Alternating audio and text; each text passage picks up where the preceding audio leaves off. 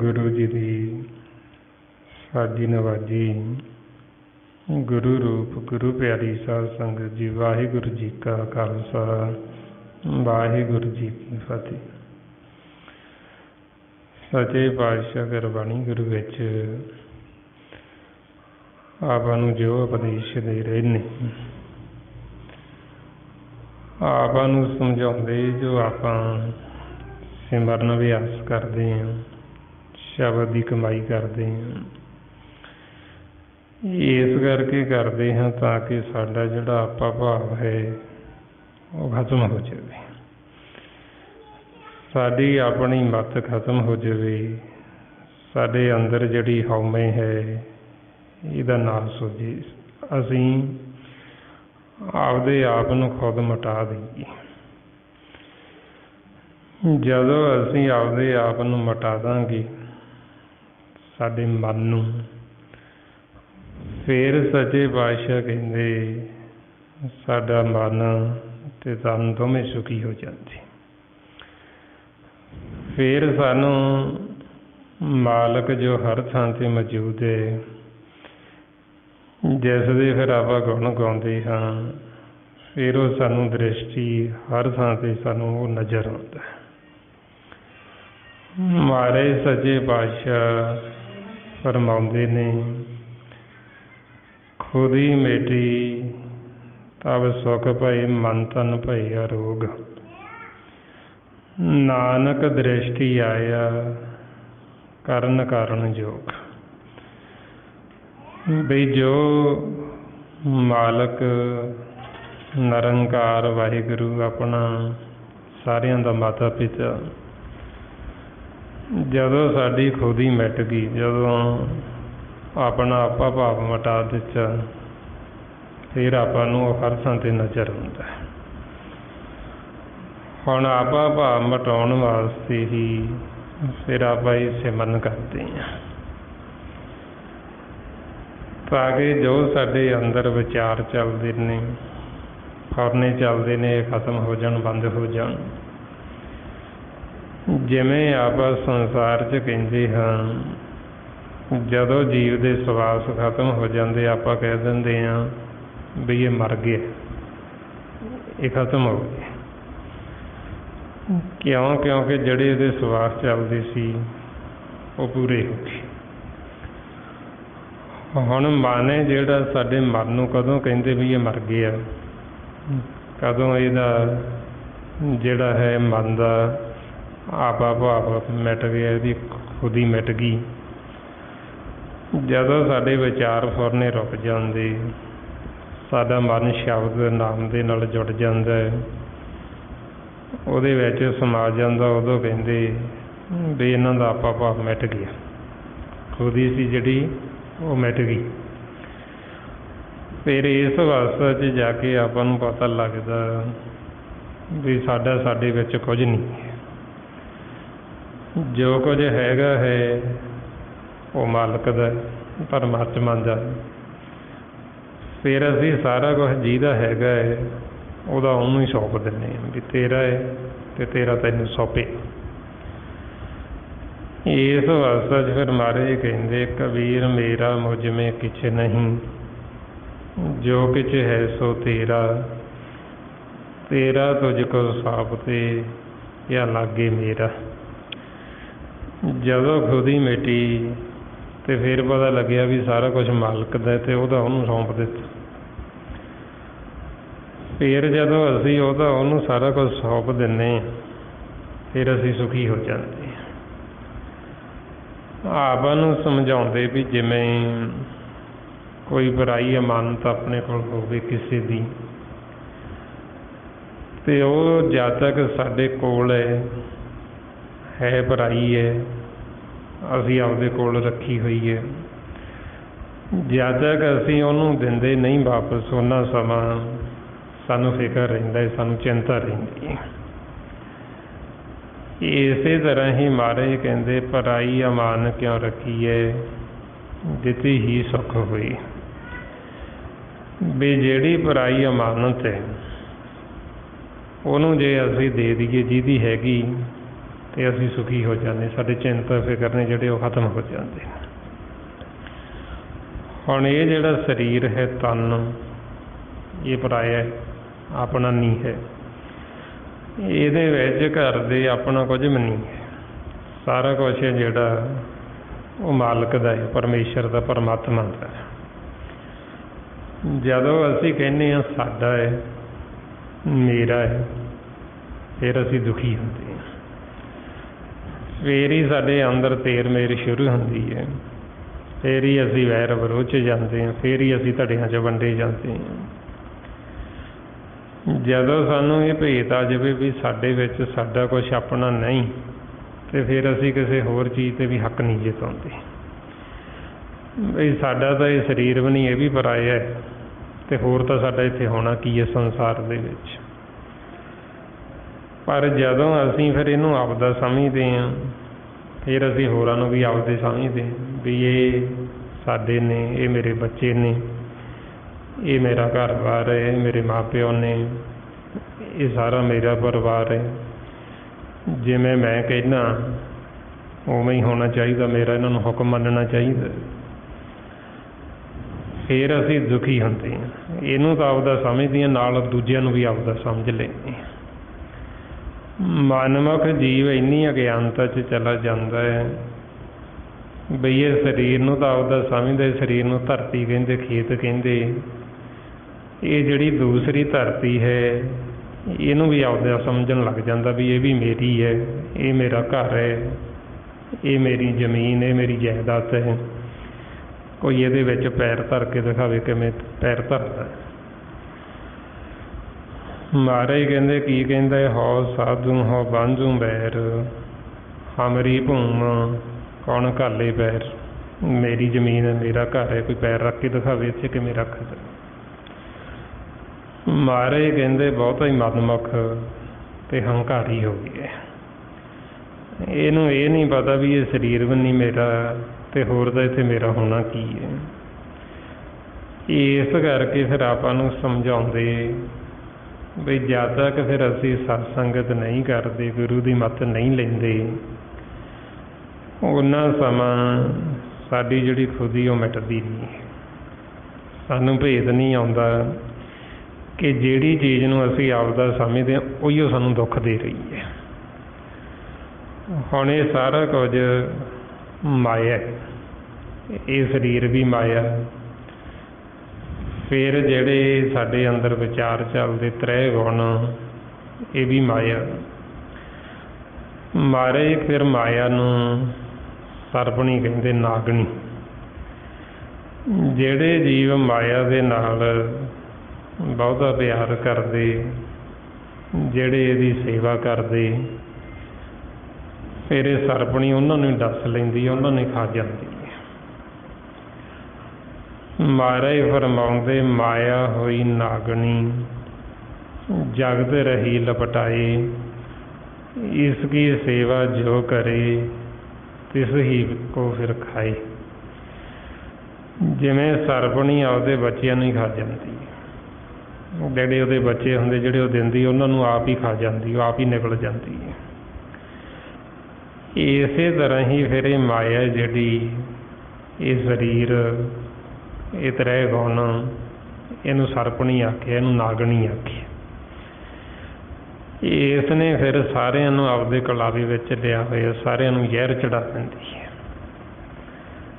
ਮਹਾਰਾਜ ਕਹਿੰਦੇ, ਮਾਇਆ ਭਿਅੰਗਮ ਸਰਪ ਹੈ, ਜਗ ਘੇਰਿਆ ਬਿਖ ਮਾਹੀ।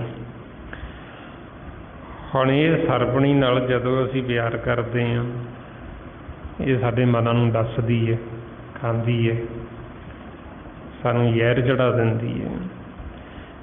ਜਿਹੜੇ ਇਹਦੀ ਸੇਵਾ ਕਰਦੇ ਉਹਨਾਂ ਨੂੰ ਖਾ ਜਾਂਦੀ, ਉਹਨਾਂ ਨੂੰ ਨਿਕਲ ਜਾਂਦੀ। ਇਸ ਲਈ ਮਾਰੇ ਫਿਰ ਕਹਿੰਦੇ ਬਈ ਇਹ ਸਰਪਣੀ ਬਿਨਾਂ ਦੰਦਾਂ ਤੋਂ ਹੀ ਖਾ ਜਾਂਦੀ ਮਨ ਮੁੱਖਾਂ ਨੂੰ। ਜਿਹੜੇ ਦਾ ਗੁਰਮੁਖ, ਜਿਨ੍ਹਾਂ ਨੇ ਗੁਰੂ ਦੀ ਮੱਤ ਲੈ ਲਈ, ਜਿਹੜੇ ਅੰਦਰੋਂ ਨਾਮ ਦੇ ਨਾਲ ਜੁੜ ਕੇ, ਜਿਹੜੇ ਸੱਚ ਪਰਮਾਤਮਾ ਦੇ ਨਾਲ ਜੁੜ ਗਏ, ਉਹ ਇਹ ਮਾਇਆ ਤੋਂ ਬਚ ਜਾਂਦੇ, ਬਾਕੀ ਸਾਰਿਆਂ ਨੂੰ ਹੀ ਖਾ ਜਾਂਦੀ ਹੈ। ਮਾਰੇ ਫਰਮਾਉਂਦੇ, ਮਾਇਆ ਮਮਤਾ ਮੋਹਣੀ, ਜਿਨ ਬਿਨ ਸੰਤਾਂ ਜਗ ਖਾਇਆ, ਮਨਮੁਖ ਖਾਦੇ ਗੁਰਮੁਖ ਉਭਰੇ, ਜਿਨੀ ਸੱਚ ਨਾਮ ਚਿੱਤ ਲਾਇਆ। ਜਿਹੜੇ ਤਾਂ ਗੁਰਮੁਖਾਂ ਨੇ ਸੱਚ ਤੇ ਨਾਮ ਦੇ ਨਾਲ ਚਿੱਤ ਲਾ ਲਿਆ, ਉਹ ਇਹ ਮਾਇਆ ਤੋਂ ਉੱਪਰ ਉੱਠ ਗਏ, ਉਹ ਬਚ ਗਏ। ਬਾਕੀ ਇਹ ਸਾਰਿਆਂ ਨੂੰ ਹੀ ਖਾਈ ਜਾਂਦੀ, ਸਾਰਿਆਂ ਨੂੰ ਨਿਗਲੀ ਜਾਂਦੀ। ਸੋ ਐਸੀ ਅਵਸਥਾ ਦੇ ਵਿੱਚ ਫਿਰ ਸਾਨੂੰ ਸਮਝਾਉਂਦੇ ਵੀ ਜਦੋਂ ਸਾਨੂੰ ਗਿਆਨ ਨਹੀਂ ਹੁੰਦਾ, ਭੇਦ ਨਹੀਂ ਹੁੰਦਾ, ਅਸੀਂ ਇਹ ਸਰਪਣੀ ਨਾਲ ਹੀ ਪਿਆਰ ਪਾ ਲੈਂਦੇ। ਜਿੰਨਾ ਅਸੀਂ ਇਹਨੂੰ ਪਿਆਰ ਪਾਉਂਦੇ ਇਹਦੇ ਨਾਲ, ਓਨਾ ਹੀ ਫਿਰ ਸਾਡੇ ਉੱਤੇ ਜ਼ਹਿਰ ਚੜ੍ਹਦਾ ਹੈ ਅਤੇ ਓਨਾ ਹੀ ਅਸੀਂ ਦੁਖੀ ਹੁੰਦੇ ਹਾਂ। ਇਸ ਲਈ ਫਿਰ ਇਹ ਮਾਇਆ ਨੂੰ ਅਲੱਗ ਅਲੱਗ ਨਾਮ ਦਿੱਤੇ। ਗੁਰਬਾਣੀ ਗੁਰੂ ਵਿੱਚ ਜਿਵੇਂ ਇਹਨੂੰ ਸਰਪਣੀ ਕਹਿ ਦਿੱਤਾ, ਫਿਰ ਮਾਇਆ ਨੂੰ ਅੱਗ ਆਖੇ, ਅਗਨ।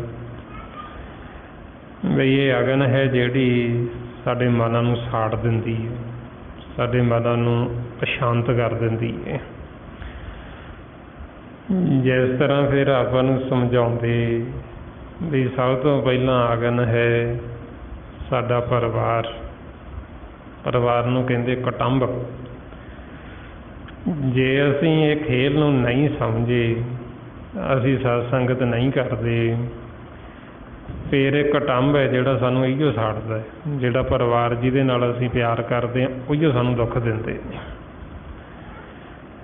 ਇਸ ਲਈ ਮਹਾਰਾਜ ਕਹਿੰਦੇ ਵੀ ਇਹ ਜਿਹੜੀ ਫਿਰ ਕੁਟੁੰਬ, ਇਹ ਮਾਇਆ, ਇਹ ਅਗਨ ਹੈ, ਜਿਹਦੇ ਨਾਲ ਅਗਿਆਨਤਾ ਦੇ ਵਿੱਚ ਪੈ ਕੇ ਸਾਡੇ ਮਨ ਨੇ ਪਿਆਰ ਪਾਇਆ, ਮਨ ਨੇ ਮੋਹ ਪਾ ਲਿਆ।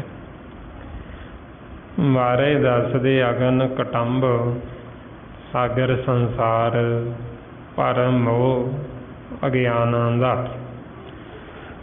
ਸਾਡੇ ਮਨ ਨੇ ਭਰਮ 'ਚ ਪੈ ਕੇ ਹੁਣ ਇਹ ਅਗਨ ਦੇ ਨਾਲ ਪਿਆਰ ਪਾ ਲਿਆ। ਜਿੰਨਾ ਅਸੀਂ ਪਿਆਰ ਕਰਦੇ ਹਾਂ ਇਹ ਅੱਗ ਦੇ ਨਾਲ, ਓਨਾ ਹੀ ਅਗਨ ਇਹ ਸਾਡੇ ਮਨਾਂ ਨੂੰ ਸਾੜਦੀ ਹੈ, ਦੁਖੀ ਕਰਦੀ ਹੈ।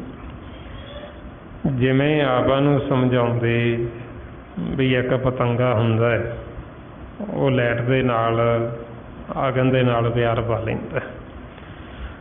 ਜਦੋਂ ਲਾਈਟ 'ਤੇ ਜਾਂਦਾ, ਦੀਪਕ ਜਲਦਾ ਹੈ, ਉਹ ਜੋਤ ਨੂੰ ਦੇਖਦਾ ਲਾਈਟ ਨੂੰ, ਅਤੇ ਉਹਦੇ ਉੱਤੇ ਜਾਂਦਾ ਹੈ ਅਤੇ ਉਹ ਉਹਨੂੰ ਸਾੜਦੀ ਹੈ।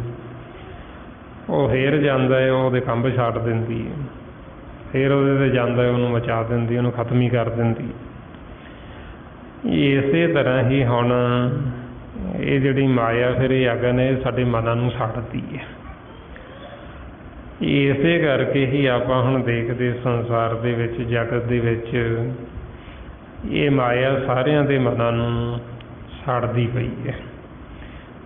ਮਹਾਰਾਜ ਫਰਮਾਉਂਦੇ ਦੁਰਮਤ ਅਗਨ ਜਗਤ ਪਰਜਾਰੇ, ਕਿ ਦੁਰਮਤ ਦੀ ਅਗਨ ਇਹ ਮਾਇਆ ਸਾਰੇ ਜਗਤ ਨੂੰ ਸਾੜ ਰਹੀ ਹੈ, ਛੱਡ ਰਹੇ ਨੇ। ਹੁਣ ਇਸ ਅਗਨ ਦੇ ਵਿੱਚੋਂ ਅਸੀਂ ਫੇਰ ਹੀ ਬਚ ਸਕਦੇ ਹਾਂ ਜੇ ਸਾਨੂੰ ਬ੍ਰਹਮ ਦਾ ਗਿਆਨ ਹੋਏਗਾ। ਜਦ ਤੱਕ ਆਪਾਂ ਨੂੰ ਇਹ ਗਿਆਨ ਨਹੀਂ, ਉਹਨਾਂ ਸਮਾਂ ਸਾਡਾ ਜਿਹੜਾ ਮਨ ਹੈ ਇਹ ਸ਼ੀਤਲ ਨਹੀਂ ਹੁੰਦਾ, ਇਹ ਠੰਡਾ ਨਹੀਂ ਹੁੰਦਾ। ਜਿਵੇਂ ਹੁਣ ਆਪਾਂ ਬਾਹਰ ਦੇਖਦੇ ਹਾਂ, ਬਾਹਰ ਤਾਂ ਮੌਸਮ ਦੇ ਵਿੱਚ ਤਬਦੀਲੀ ਆਉਂਦੀ ਰਹਿੰਦੀ, ਕਿਤੇ ਗਰਮੀ ਹੋ ਗਈ, ਕਿਤੇ ਠੰਡ ਹੋ ਗਈ, ਪਰ ਇਹਦੇ ਨਾਲ ਠੰਡ ਦੇ ਸਾਡਾ ਜਿਹੜਾ ਮਨ ਹੈ, ਮਨ ਨਹੀਂ ਠੰਡਾ ਹੁੰਦਾ, ਮਨ ਉਵੇਂ ਤਪਦਾ ਹੀ ਰਹਿੰਦਾ। ਮਹਾਰਾਜ ਦੱਸਦੇ ਵੀ ਇਹ ਸਰੀਰ ਦੇ ਉੱਤੇ ਅਸੀਂ ਕਿੰਨਾ ਠੰਡੀਆਂ ਵਸਤੂਆਂ, ਜਿਵੇਂ ਚੰਦਨ ਠੰਡਾ, ਉਹਦਾ ਲੇਪ ਕਰ ਲਈਏ, ਕਿੰਨੀ ਸਰਦ ਰੁੱਤ ਹੋ ਜੇ, ਪਰ ਫਿਰ ਵੀ ਸਾਡਾ ਜਿਹੜਾ ਮਨ ਹੈ ਇਹ ਮਨ ਨਹੀਂ ਠੰਡਾ ਹੁੰਦਾ। ਮਨ ਦੀ ਤਾਕਤ ਜਿਹੜੀ ਇਹ ਨਹੀਂ ਘਟਦੀ ਹੈ, ਮਨ ਦੁਖੀ ਹੀ ਰਹਿੰਦਾ ਹੈ। ਫਿਰ ਦੱਸਦੇ ਵੀ ਮਨ ਨੇ ਸੁਖੀ ਹੋਣਾ ਜਦੋਂ ਅਸੀਂ ਇਹ ਸਿਮਰਨ ਅਭਿਆਸ ਕਰਾਂਗੇ।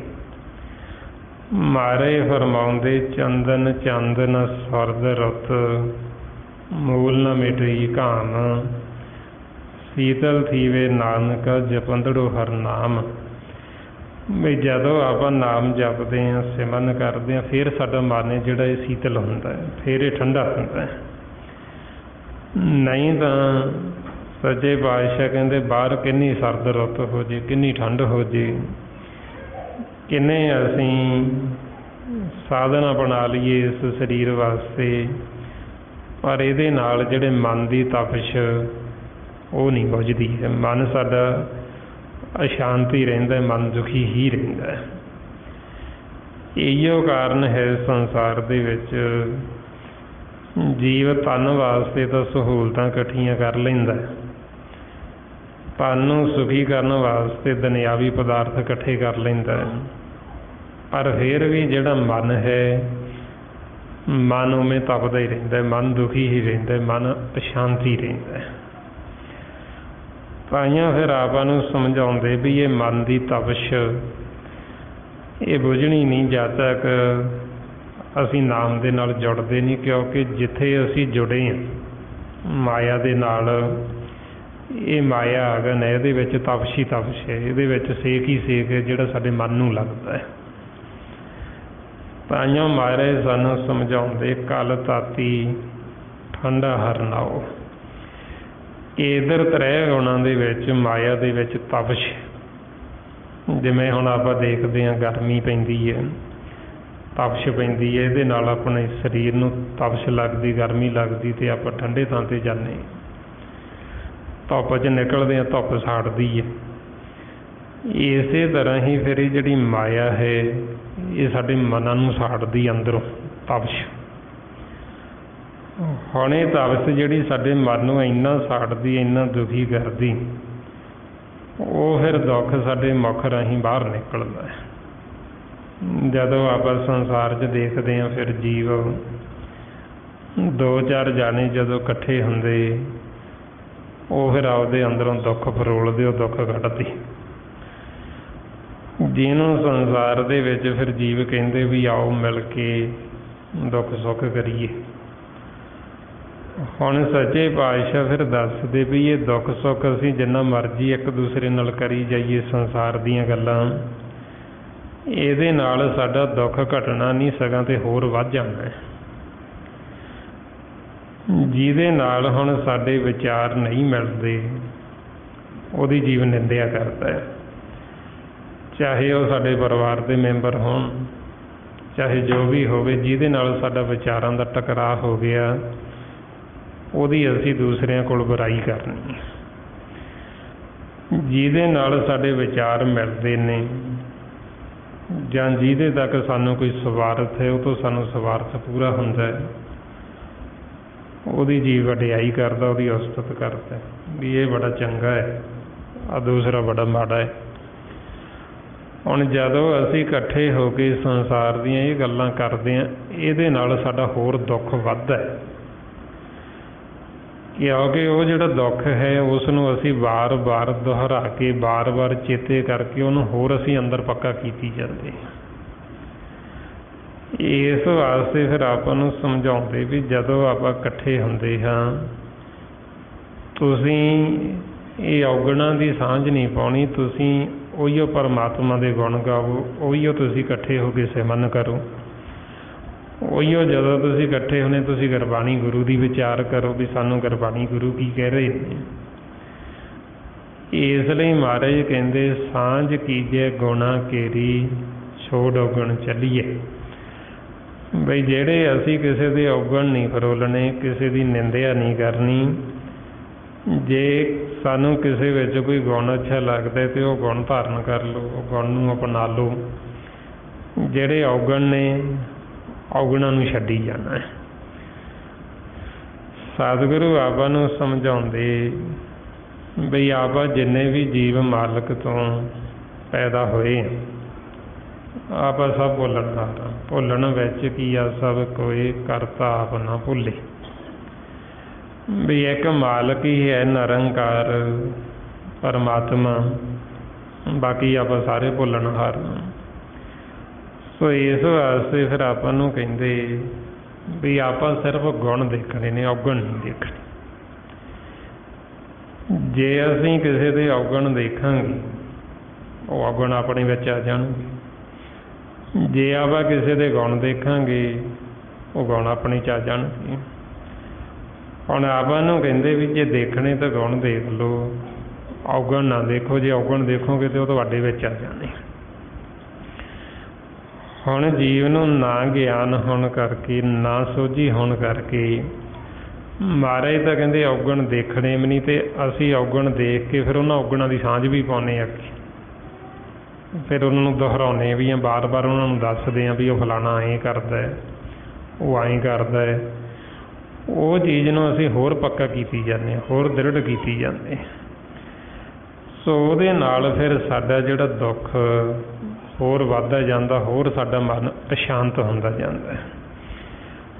ਜੇ ਅਸੀਂ ਉਹੀਓ ਇਹ ਸੰਸਾਰ ਦੀਆਂ ਵਿਚਾਰਾਂ ਛੱਡ ਕੇ ਸਿਮਰਨ ਕਰਨਾ ਸ਼ੁਰੂ ਕਰ ਦਈਏ, ਜੇ ਅਸੀਂ ਮਾਲਕ ਦੇ ਗੁਣ ਗਾਉਣੇ ਸ਼ੁਰੂ ਕਰ ਦਈਏ ਤਾਂ ਸਾਡਾ ਦੁੱਖ ਹੈ ਜਿਹੜਾ ਉਹ ਘੱਟ ਜਾਵੇ।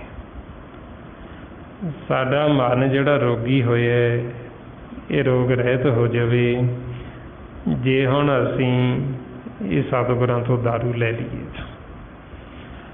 ਇਸ ਵਾਸਤੇ ਫਿਰ ਸਾਨੂੰ ਸਮਝਾਉਂਦੇ ਵੀ ਇਹਨਾਂ ਸਾਰਿਆਂ ਰੋਗਾਂ ਦਾ ਜਿਹੜਾ ਸੰਸਾਰ ਦੇ ਵਿੱਚ ਹੁਣ ਜੀਵ ਕਹਿੰਦਾ ਹੈ ਬਈ ਮੈਂ ਦੁਖੀ ਹਾਂ, ਕੋਈ ਕਿਸੇ ਤੋਂ ਦੁਖੀ ਹੈ, ਕੋਈ ਕਿਸੇ ਤੋਂ ਦੁਖੀ ਹੈ। ਸਾਰਿਆਂ ਰੋਗਾਂ ਦਾ ਜਿਹੜਾ ਦੁੱਖ ਦਾ ਦਾਰੂ ਹੈ ਉਹ ਨਾਮ ਹੈ। ਮਹਾਰਾਜ ਫਰਮਾਉਂਦੇ ਨੇ ਸਰਬ ਰੋਗ ਕਾ ਔਖਦ ਨਾਮ, ਕਿ ਜਿੰਨੇ ਵੀ ਇਹ ਰੋਗ ਨੇ ਸਾਰਿਆਂ ਰੋਗਾਂ ਦਾ ਔਖਦ ਦਾਰੂ ਇੱਕੋ ਹੀ ਹੈ, ਨਾਮ। ਜੇ ਅਸੀਂ ਉਹ ਨਾਮ ਦਾਰੂ ਲੈ ਲਈਏ ਤੇ ਸਾਡੇ ਰੋਗ ਠੀਕ ਹੋ ਜਾਣ। ਜੇ ਹੁਣ ਅਸੀਂ ਉਹ ਦਾਰੂ ਲੈਂਦੇ ਨਹੀਂ ਤੇ ਰੋਗ ਹੋਰ ਵੱਧਦੇ ਜਾਂਦੇ, ਜਿਉਂ-ਜਿਉਂ ਪੁਰਾਣੇ ਹੁੰਦੇ ਜਾਂਦੇ ਤਿਉਂ-ਤਿਉਂ ਹੋਰ ਵੱਧਦੇ ਜਾਂਦੇ। ਸੋ ਇਸ ਵਾਸਤੇ ਫਿਰ ਆਪਾਂ ਨੂੰ ਸੱਚੇ ਪਾਤਸ਼ਾਹ ਸਮਝਾਉਂਦੇ ਬਈ ਰੋਗ ਠੀਕ ਕਰਨ ਵਾਸਤੇ ਸਾਨੂੰ ਇਹ ਸਿਮਰਨ, ਸਤ ਸੰਗਤ ਅਤੇ ਗੁਰੂ ਦੀ ਮੱਤ ਲੈਣੀ ਪੈਂਦੀ ਹੈ। ਜਦੋਂ ਅਸੀਂ ਗੁਰੂ ਦੀ ਮੱਤ ਲੈ ਲੈਂਦੇ, ਸਾਨੂੰ ਇਹ ਗਿਆਨ ਹੋ ਜਾਂਦਾ, ਫਿਰ ਆਪਾਂ ਨੂੰ ਪਤਾ ਲੱਗਦਾ ਵੀ ਦੁੱਖ ਅਗਿਆਨਤਾ ਦੇ ਵਿੱਚ ਅਸੀਂ ਆਪ ਹੀ ਵਧਾਏ ਹੋਏ ਨੇ। ਜਦੋਂ ਨਹੀਂ ਸਾਨੂੰ ਭੇਤ ਹੁੰਦਾ, ਅਸੀਂ ਦੋਸ਼ ਹੈ ਜਿਹੜਾ ਉਹ ਹੋਰ ਕਿਸੇ ਨੂੰ ਦਿੰਦੇ ਹਾਂ ਵੀ ਅਸੀਂ ਆ ਫਲਾਣੇ ਬੰਦੇ ਕਰਕੇ ਦੁਖੀ ਹਾਂ। ਅਤੇ ਆਪਾਂ ਨੂੰ ਸੱਚੇ ਪਾਤਸ਼ਾਹ ਕਹਿੰਦੇ ਵੀ ਦੁਖੀ ਜਿਹੜਾ ਅਸੀਂ ਖੁਦ ਹੀ ਆਪਦੇ ਆਪ ਦੁੱਖ ਪੈਦਾ ਕੀਤੇ ਹੋਏ ਨੇ। ਜੀਵ ਦੋਸ਼ ਦੂਜੇ ਨੂੰ ਦਿੰਦਾ ਜਾਂ ਪਰਮਾਤਮਾ ਨੂੰ ਦੋਸ਼ ਦਿੰਦਾ, ਕਹਿੰਦਾ ਮੇਰੇ ਕਰਮ ਮਾੜੇ ਨੇ, ਪਤਾ ਨਹੀਂ ਮੈਂ ਪਿਛਲੇ ਜਨਮਾਂ 'ਚ ਐਸਾ ਕੀ ਕੀਤਾ ਜਿਹਦੀ ਮੈਨੂੰ ਹੁਣ ਰੱਬ ਸਜ਼ਾ ਦੇ ਰਹੀ ਹੈ। ਇਹ ਅਸੀਂ ਟਾਲ ਦਿੰਦੇ ਹਾਂ ਦੂਸਰੇ 'ਤੇ, ਨਾ ਗਿਆਨ ਹੋਣ ਕਰਕੇ ਅਸੀਂ ਦੋਸ਼ ਆਪਦਾ ਮੰਨਦੇ ਹੀ ਨਹੀਂ। ਮਹਾਰਾਜ ਸੱਚੇ ਪਾਤਸ਼ਾਹ ਆਪਾਂ ਨੂੰ ਸਮਝਾਉਂਦੇ, ਦਦਾ ਦੋਸ਼ ਨਾ ਦੇਵੋ ਕਿਸੇ, ਦੋਸ਼ ਕਰਮਾਂ ਆਪਣੀਆਂ, ਜੋ ਮੈਂ ਕੀਆ ਸੋ ਮੈਂ ਪਾਇਆ, ਦੋਸ਼ ਨਾ ਦੀਜੇ ਅਵਰ ਚਰਨਾ। ਬਈ ਕਿਸੇ ਹੋਰ ਨੂੰ ਨਾ ਦੋਸ਼ ਦੇਵੋ ਵੀ ਅਸੀਂ ਫਲਾਣੇ ਬੰਦੇ ਕਰਕੇ ਦੁਖੀ ਹਾਂ ਜਾਂ ਸਾਨੂੰ ਰੱਬ ਦੁੱਖ ਦੇ ਰਿਹਾ ਹੈ। ਜੇ ਅਸੀਂ ਦੁਖੀ ਹਾਂ ਤਾਂ ਅਸੀਂ ਆਪਦੇ ਆਪ ਹੀ ਦੁੱਖ ਪੈਦਾ ਕੀਤੇ ਹੋਏ, ਅਗਿਆਨਤਾ ਦੇ ਵਿੱਚ ਅਸੀਂ ਦੁਖੀ ਹਾਂ, ਕਿਉਂਕਿ ਅਸੀਂ ਦੁੱਖਾਂ ਨੂੰ ਆਪ ਹੀ ਵਧਾਈ ਜਾਂਦੇ ਹਾਂ। ਦੁੱਖ ਜਿਹੜੇ ਸਾਨੂੰ ਕੋਈ ਹੈ ਵੀ ਉਹਨੂੰ ਅਸੀਂ ਕਈ ਗੁਣਾ ਹੋਰ ਵਧਾ ਲੈਂਦੇ ਹਾਂ, ਉਸ ਨੂੰ ਦੁਹਰਾ ਕੇ, ਉਸ ਨੂੰ ਸੋਚ ਕੇ ਅਸੀਂ ਹੋਰ ਦੁਖੀ ਹੋਈ ਜਾਂਦੇ ਹਾਂ। ਇਸ ਵਾਸਤੇ ਫਿਰ ਆਪਾਂ ਨੂੰ ਸਮਝਾਉਂਦੇ ਵੀ ਸੰਗਤ ਦਾ ਹੋਰ ਸਾਡੇ 'ਤੇ ਅਸਰ ਹੁੰਦਾ ਹੈ। ਸਿੱਧਾ ਹੀ ਜਿਹਦੇ ਨਾਲ ਆਪਣੀ ਬਹਿਣੀ ਉੱਠਣੀ, ਜਿਹਦੇ ਨਾਲ ਆਪਾਂ ਵਿਚਾਰ ਕਰਦੇ ਹਾਂ, ਉਹਦਾ ਸਾਡੇ ਮਨ ਦੇ ਉੱਤੇ ਅਸਰ ਹੁੰਦਾ ਹੈ। ਜਿਵੇਂ ਕੋਈ ਜੀਵ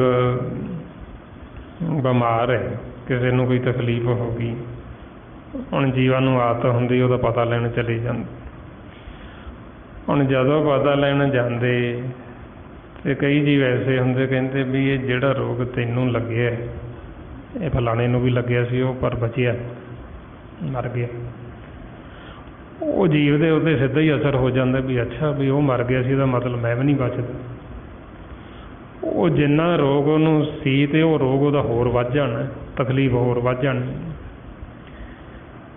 ਅਤੇ ਜੇ ਉਹੀਓ ਗੁਰਮੁਖ ਜਾਣ, ਜਿਨ੍ਹਾਂ ਨੂੰ ਗਿਆਨ, ਜਿਨ੍ਹਾਂ ਨੂੰ ਸੋਝੀ ਹੈ,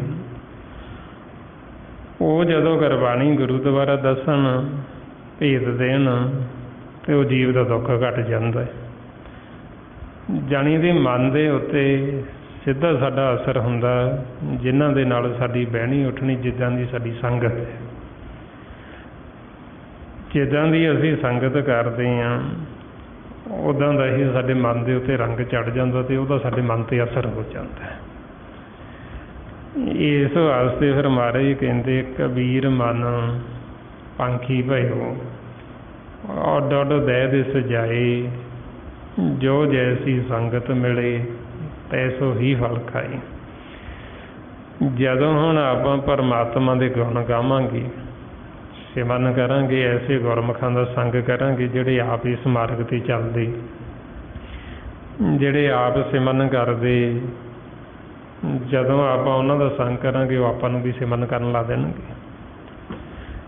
ਜਿਹੜੇ ਆਪ ਗੁਰਮੁਖ ਇਸ ਮਾਰਗ 'ਤੇ ਚੱਲਦੇ, ਉਹ ਆਪਾਂ ਨੂੰ ਵੀ ਇਸ ਮਾਰਗ 'ਤੇ ਤੋਰ ਲੈਣਗੇ ਨਾਲ। ਸੋ ਜੇ ਸਾਡੀ ਬਹਿਣੀ ਉੱਠਣੀ ਮਨਮੁਖਾਂ ਨਾਲ ਹੈ, ਜਿਹੜੇ ਸਿਰਫ ਸੰਸਾਰ ਦੀਆਂ ਗੱਲਾਂ ਹੀ ਕਰਦੇ, ਜਿਨ੍ਹਾਂ ਨੇ ਸਾਡਾ ਦੁੱਖ ਹੋਰ ਵਧਾ ਦੇਣਾ, ਜੇ ਉਹਨਾਂ ਦੇ ਨਾਲ ਬਹਿਣੀ ਉੱਠਣੀ ਹੈ ਅਤੇ ਅਸੀਂ ਆਖੀਏ ਵੀ ਸਾਡਾ ਮਨ ਸੁਖੀ ਹੋ ਜਾਏਗਾ, ਅਤੇ ਮਹਾਰਾਜ ਕਹਿੰਦੇ ਉਹ ਤਾਂ ਸੁਖੀ ਹੋਣਾ ਨਹੀਂ, ਉਹਨਾਂ ਨੇ ਹੋਰ ਦੁੱਖ ਵਧਾ ਦੇਣਾ। ਇਸ ਲਈ ਫਰਮਾਉਂਦੇ, ਮਨਮੁਖ ਸਿਉਂ ਕਰ ਦੋਸਤੀ, ਸੁੱਖ ਕੀ ਪੁੱਛੇ ਮੈਥੋਂ। ਮਹਾਰਾਜ ਕਹਿੰਦੇ ਵੀ ਦੋਸਤੀ ਤਾਂ ਮਨਮੁਖਾਂ ਨਾਲ ਹੈ, ਬਹਿਣੀ ਉੱਠਣੀ ਮਨਮੁਖਾਂ ਨਾਲ ਹੈ, ਜਿਹੜੇ ਸਿਮਰਨ ਕਰਦੇ ਕੋਈ ਨਹੀਂ, ਸਤ ਸੰਗਤ ਕਰਦੇ ਕੋਈ ਨਹੀਂ। ਅਤੇ ਅਸੀਂ ਆਖੀਏ ਉਹਨਾਂ ਕੋਲ ਬੈਠ ਕੇ ਸਾਡੇ ਮਨ ਨੂੰ ਸ਼ਾਂਤੀ ਆਏਗੀ, ਉਹ ਤਾਂ ਆਉਣੀ ਨਹੀਂ ਹੈ। ਉਹਨਾਂ ਨੇ ਤਾਂ ਸਾਡੇ ਮਨ ਨੂੰ ਹੋਰ ਦੁਖੀ ਕਰਨਾ। ਉਹਨਾਂ ਨੇ ਤਾਂ ਹੋਰ ਸਾਨੂੰ ਸੰਸਾਰ ਦੀਆਂ ਵਿਚਾਰਾਂ ਕਰ ਕਰਕੇ, ਦੁਨਿਆਵੀ ਦੌਗਾਂ ਦੀਆਂ ਗੱਲਾਂ ਕਰ ਕਰਕੇ ਉਹਨਾਂ ਨੇ ਸਾਡੇ ਮਨ 'ਤੇ ਹੋਰ ਮੈਲ ਚੜ੍ਹਾ ਦੇਣੀ। ਇਸ ਵਾਸਤੇ ਫਿਰ ਸਾਨੂੰ ਸਮਝਾਉਂਦੇ ਵੀ ਜੇ ਦੋਸਤੀ ਕਰਨੀ ਤਾਂ ਉਹਨਾਂ ਗੁਰਮੁਖਾਂ ਦੇ ਨਾਲ ਕਰੋ, ਉਹਨਾਂ ਦੇ ਨਾਲ ਬਹਿਣੀ ਉੱਠਣੀ ਬਣਾਓ। ਜਦੋਂ ਅਸੀਂ ਉਹਨਾਂ ਪਾਸ ਬੈਠਾਂਗੇ ਉਹ ਸਾਨੂੰ ਦੱਸਣਗੇ ਅਸੀਂ ਕਿਵੇਂ ਜੀਵਨ ਮੁਕਤ ਹੋਣਾ, ਉਹ ਸਾਨੂੰ ਦੱਸਣਗੇ ਸਾਡੇ ਮਨ ਨੇ ਕਿਵੇਂ ਸੁਖੀ ਹੋਣਾ, ਕਿਵੇਂ ਸਾਡੇ ਮਨ ਦਾ ਜਿਹੜਾ ਰੋਗ ਹੈ ਜਨਮ ਮਰਨ ਦਾ, ਇਹ ਕੱਟਿਆ ਜਾਣਾ। ਇਸ ਲਈ ਮਹਾਰਾਜ ਫਰਮਾਉਂਦੇ ਗੁਰਮੁਖ ਸਿਉ ਕਰ ਦੋਸਤੀ, ਸਤਿਗੁਰ ਸਿਉ ਲਾਈ ਚਿੱਤ, ਜਨਮ ਮਰਨ ਕਾ ਮੂਲ ਕੱਟੀਏ ਤਾਂ ਸੁਖ ਹੋਗੀ ਮਿੱਤ। ਵੀ ਜਦੋਂ ਸਾਡੀ ਦੋਸਤੀ ਗੁਰਮੁਖਾਂ ਨਾਲ ਹੋਏਗੀ, ਉਹਨਾਂ ਕੋਲ ਆਪਾਂ ਬੈਠਾਂਗੇ ਅਤੇ ਰੱਬ ਦੀਆਂ ਵਿਚਾਰਾਂ ਕਰਾਂਗੇ, ਮਾਲਕ ਦੀਆਂ ਵਿਚਾਰਾਂ ਕਰਾਂਗੇ। ਮਨਮੁਖ ਕੋਲ ਬੈਠਾਂਗੇ ਅਤੇ ਉਹਨੇ ਗੱਲ ਹੀ ਵੈਰ ਵਿਰੋਧੀ ਕਰਨੀ, ਨਿੰਦਿਆ ਕਰਨੀ ਉਸ। ਇਸ ਵਾਸਤੇ ਫਿਰ ਜਿਹਦੀ ਅਸੀਂ ਸੰਗਤ ਕਰਦੇ ਹਾਂ ਉਹਦਾ ਸਾਡੇ ਮਨ ਦੇ ਉੱਤੇ ਅਸਰ ਹੁੰਦਾ ਹੈ। ਅਤੇ ਆਪਾਂ ਨੂੰ ਫਿਰ ਇਸ ਕਰਕੇ ਗਿਆਨ ਦਿੰਦੇ, ਸਾਵਧਾਨ ਕਰਦੇ ਵੀ ਜਿਹੜਾ ਮਨਮੁਖ ਜੀਵ ਹੈ ਸਾਕਤ, ਉਹਦਾ ਸੰਗ ਨਾ ਕਰੋ। ਕਬੀਰ ਸਾਕਤ ਸੰਗ ਨਾ ਕੀਜੀਏ, ਦੂਰੋਂ ਜਾਈਏ ਭਾਗ। ਵੀ ਜਿਹੜਾ ਸਾਕਤ ਜੀਵ ਹੈ ਉਹਦਾ ਸੰਗ ਨਾ ਕਰੋ। ਉਹਦਾ ਪਤਾ ਕੁਛ ਨਹੀਂ ਉਹਨੇ ਕਹਿਣਾ ਕੀ ਹੈ, ਉਹਦਾ ਇਹ ਨਹੀਂ ਪਤਾ ਵੀ ਆਪਾਂ ਜਦੋਂ ਇਹ ਸਿਮਰਨ ਕਰਨ ਲੱਗੇ, ਇਸ ਮਾਰਗ 'ਤੇ ਚੱਲੇ ਹਾਂ, ਉਹਦਾ ਇਹ ਨਹੀਂ ਪਤਾ ਉਹ ਆਪਣਾ ਅੰਦਰ ਵੀ ਬਦਲ ਲਵੇ, ਉਹ ਆਪਾਂ ਨੂੰ ਵੀ ਸਿਮਰਨ ਕਰਨ ਤੋਂ ਹਟਾ ਲਵੇ। ਉਹਨੇ ਕਹਿਣਾ ਵਾਹਿਗੁਰੂ ਵਾਹਿਗੁਰੂ ਕਰਨ ਨਾਲ ਕੀ ਹੁੰਦਾ, ਸੰਗਤ ਕਰਨ ਨਾਲ ਕੀ ਹੁੰਦਾ, ਕੁਛ ਵੀ ਨਹੀਂ। ਉਹਦਾ ਇਹ ਨਹੀਂ ਪਤਾ ਵੀ ਉਹਨੇ ਕੀ ਗੱਲ ਕਹਿ ਦੇਣੀ ਹੈ ਅਤੇ ਹੋ ਸਕਦਾ ਉਹ ਆਪਣਾ ਅੰਦਰ ਵੀ ਬਦਲ ਦੇਵੇ। ਇਸ ਵਾਸਤੇ ਫਿਰ ਕਹਿੰਦੇ ਵੀ ਐਸਾ ਜੀਵ ਹੈ ਜਿਹੜਾ ਮਨਮੁਖ, ਉਹ ਤੋਂ ਪਾਸਾ ਹੀ ਵੱਟ ਲਓ, ਉਹਦਾ ਸੰਗ ਨਾ ਹੀ ਕਰੋ ਅਤੇ ਚੰਗਾ। ਅਤੇ ਆਪਾਂ ਨੂੰ ਕਹਿੰਦੇ ਫਿਰ ਜਦੋਂ ਆਪਾਂ ਗੁਰਮੁਖਾਂ ਦਾ ਸੰਗ ਕਰਾਂਗੇ, ਸਾਡੇ ਮਨ 'ਤੇ ਨਾਮ ਦਾ ਰੰਗ ਚੜ੍ਹ ਗਿਆ, ਆਪਣੀ ਖੁਦ ਹੀ ਮਿਟ ਗਈ, ਫਿਰ ਆਪਾਂ ਜਿਵੇਂ ਮਰਜ਼ੀ ਸੰਸਾਰ 'ਚ ਵਿਚਰੀ ਚੱਲੀਏ। ਜਦੋਂ ਆਪਣਾ ਮਨ ਸੰਤ ਬਣ ਜਾਂਦਾ, ਫਿਰ ਜਿਹੜਾ ਸੰਤ ਹੈ ਉਹਦਾ ਸੁਭਾਅ ਨਹੀਂ ਬਦਲਦਾ। ਉਹਨੂੰ ਚਾਹੇ ਕਰੋੜਾਂ ਹੀ ਅਨਾੜੀ ਸੰਤ ਮਿਲ ਜਾਣ, ਕਰੋੜਾਂ ਹੀ ਉਹਨੂੰ ਚਾਹੇ ਨਾਸਤਕ ਮਿਲ ਜਾਣ।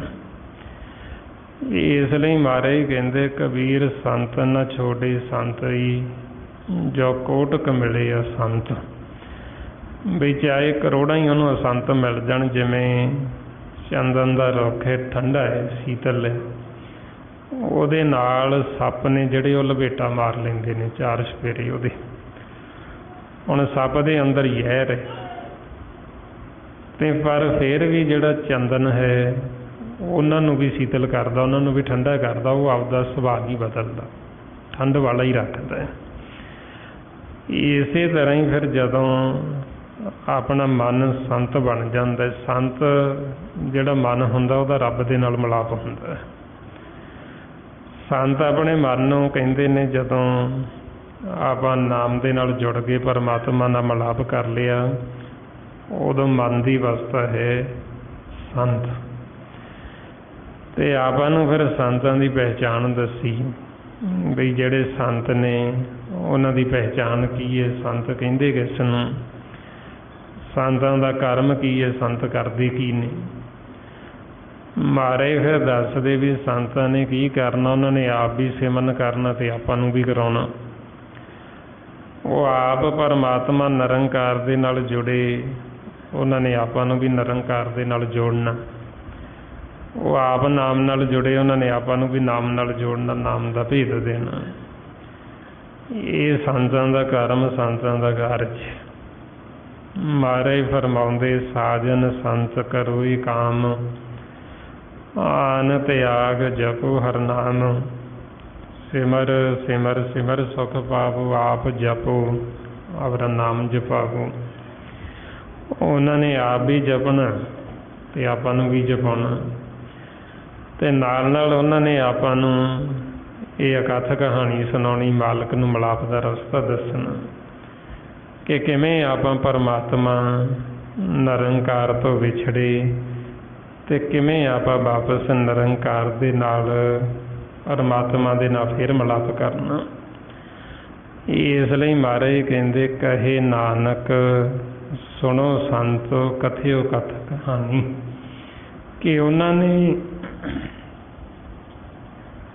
ਉਹਨਾਂ ਨੇ ਆਪਾਂ ਨੂੰ ਦੱਸਣਾ ਵੀ ਕਿਵੇਂ ਆਪਾਂ ਮਾਲਕ ਤੋਂ ਵਿਛੜੇ ਤੇ ਕਿਵੇਂ ਹੁਣ ਆਪਾਂ ਵਾਪਸ ਫਿਰ ਮਾਲਕ ਦੇ ਨਾਲ ਮਿਲਾਪ ਕਰ ਸਕਦੇ ਹਾਂ।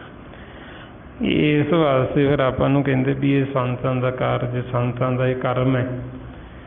ਤੇ ਆਪਾਂ ਨੂੰ ਫਿਰ ਗੁਰਬਾਣੀ ਗੁਰੂ ਵਿੱਚ ਉਹਨਾਂ ਦੀ ਪਹਿਚਾਣ ਦੱਸੀ ਤੇ ਆਪਾਂ ਨੂੰ ਦੱਸਦੇ ਵੀ ਜੇ ਆਪਾਂ ਸੰਤਾਂ ਦੀ ਪਹਿਚਾਣ ਕਰਨੀ ਹੋਵੇ, ਜਦੋਂ ਆਪਾਂ ਸੰਤਾਂ ਪਾਸ ਜਾਂਦੇ ਹਾਂ ਫਿਰ ਉਹਨਾਂ ਤੋਂ ਆਪਾਂ ਇਹੋ ਪੁੱਛਣਾ ਹੁੰਦਾ ਵੀ ਅਸੀਂ ਪਰਮਾਤਮਾ ਨੂੰ ਕਿਵੇਂ ਮਿਲੀਏ, ਸਾਨੂੰ ਦੱਸੋ। ਸਾਡਾ ਮਾਤਾ ਪਿਤਾ ਕਿਹੋ ਜਿਹਾ ਹੈ, ਉਹ ਕਿੱਦਾਂ ਦਾ ਦਿਸਦਾ ਹੈ, ਤੇ ਉਹ ਸਾਨੂੰ ਕੀ ਉਪਦੇਸ਼ ਕਰਦਾ, ਉਹ ਸਾਨੂੰ ਕੀ ਸਮਝਾਉਣਾ ਚਾਹੁੰਦੇ ਨੇ, ਤੁਸੀਂ ਉਹ ਸਾਨੂੰ ਮਾਲਕ ਦਾ ਸੰਦੇਸ਼ਾ ਦਿਓ, ਤੁਸੀਂ ਸਾਨੂੰ ਦੱਸੋ।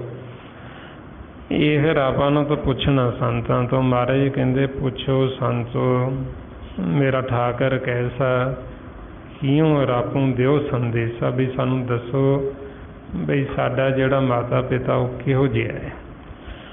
ਹੁਣ ਜੇ ਤਾਂ ਉਹ ਸੰਤ ਹੈ ਫਿਰ ਤਾਂ ਉਹ ਆਪਾਂ ਨੂੰ ਦੱਸੇਗਾ, ਤੇ ਜੇ ਉਹ ਅਨਾੜੀ ਸੰਤ ਹੈ ਤੇ ਫਿਰ ਉਹ ਆਪਾਂ ਨੂੰ ਦੱਸੇਗਾ ਨਹੀਂ, ਫਿਰ ਉਹ ਆਪਾਂ ਨੂੰ ਸੰਸਾਰ ਦੀਆਂ ਦੁਨਿਆਵੀ ਗੱਲਾਂ ਸੁਣਾਏਗਾ, ਇੱਧਰ ਉੱਧਰ ਦੀਆਂ ਕੋਈ ਵੈਰ ਵਿਰੋਧ ਦੀ ਗੱਲ ਸੁਣਾ ਦੇਗਾ, ਕੋਈ ਹੋਰ ਸੰਸਾਰ ਦੀਆਂ ਸੁਣਾ ਦੇਗਾ, ਪਰ ਸਾਨੂੰ ਇਹ ਨਹੀਂ ਦੱਸੇਗਾ ਵੀ ਸਾਡੇ ਜੀਵਨ ਦਾ ਜੋ ਅਸਲ ਮਕਸਦ ਹੈ ਉਹ ਮਕਸਦ ਕੀ ਹੈ।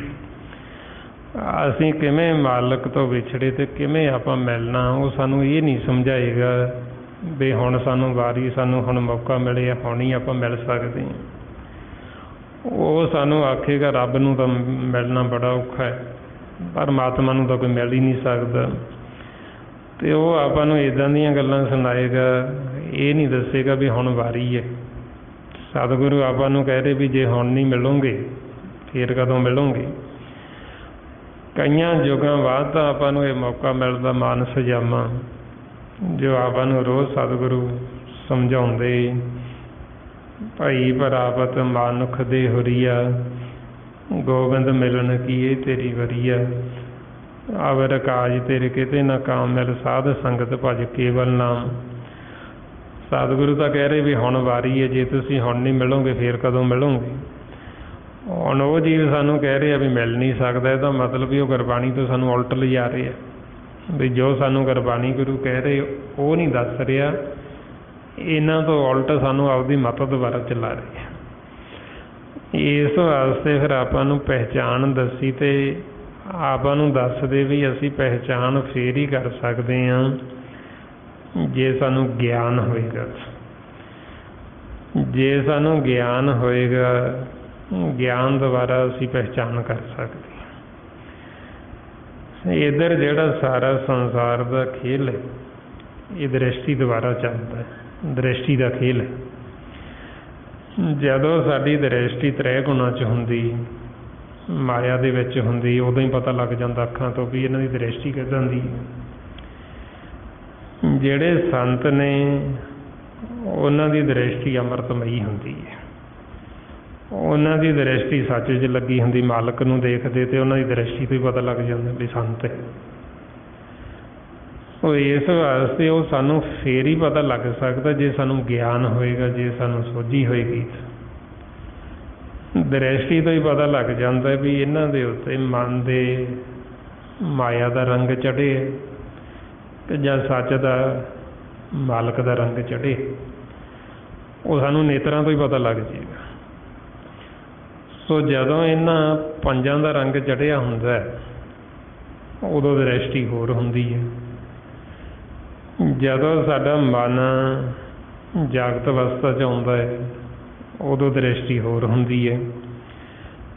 ਜਦੋਂ ਮਨ ਦਾ ਆਪਾ ਭਾਵ ਮਿਟ ਜਾਂਦਾ ਹੈ, ਮਨ ਘਰੇ ਬੈਠ ਜਾਂਦਾ ਹੈ, ਸਹਿਜ ਦੇ ਵਿੱਚ। ਫਿਰ ਇਸੇ ਦ੍ਰਿਸ਼ਟੀ ਦਾ ਸਤਿਗੁਰੂ ਇਸਤੇਮਾਲ ਕਰਦੇ ਨੇ। ਫਿਰ ਇਸੇ ਦ੍ਰਿਸ਼ਟੀ ਦਾ ਹੀ ਮਾਲਕ ਇਸਤੇਮਾਲ ਕਰਦਾ ਅਤੇ ਉਦੋਂ ਦ੍ਰਿਸ਼ਟੀ ਹੋਰ ਹੁੰਦੀ ਹੈ। ਇਸ ਵਾਸਤੇ ਫਿਰ ਆਪਾਂ ਨੂੰ ਸਮਝਾਉਂਦੇ ਵੀ ਇੱਧਰ ਸਾਰਾ ਦ੍ਰਿਸ਼ਟੀ ਦਾ ਖੇਲ ਚੱਲਦਾ ਅਤੇ ਦ੍ਰਿਸ਼ਟੀ ਤੋਂ ਹੀ ਪਤਾ ਲੱਗ ਜਾਂਦਾ।